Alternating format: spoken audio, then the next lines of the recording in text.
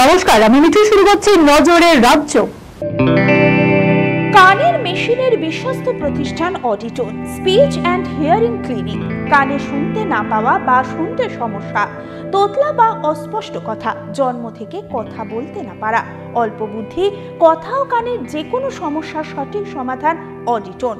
অভিজ্ঞ চিকিৎসকদের পরিষেবার সাথে পাবেন কানে শোনার পরীক্ষা ও যন্ত্র, কান ও গলার ছবি, speech therapy, OAE, BERA, ASSR, ENG, VNG, ইকজি, ভেস্টিবুলার, সাইকোলজিক্যাল পরীক্ষা ও কাউন্সিলিং। বিশদে জানতে যোগাযোগ করুন।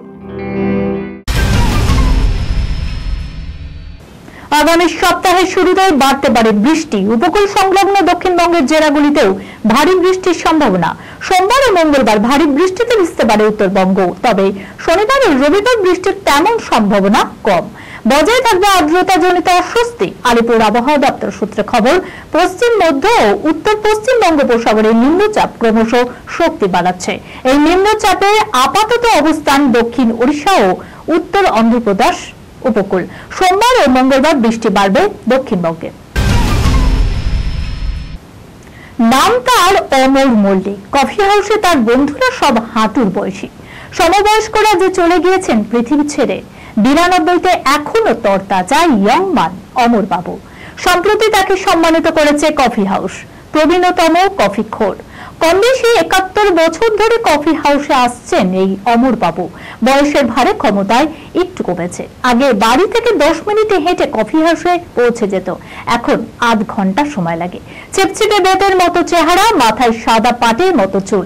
তবু ভোটার কার্ড না দেখলে বোঝার উপায় নেই 92টা বসন্ত তিনি পেরিয়ে এসেছেন। কফি হাউস নিয়ে তার জাহাজ প্রমাণ অভিজ্ঞতাও রয়েছে। রক্তক্ষরণে পোশাক ভিজে কোন রকমে টলতে টলতে বাড়িতে এসেই 4.5 বছরের বাচ্চা মেয়েটা তার মাকে এসে বলল, মা, দাদুটা ভালো নয়, আমার সঙ্গে খারাপ কাজ করেছে, দাদুকে পুলিশে ধরিয়ে দাও।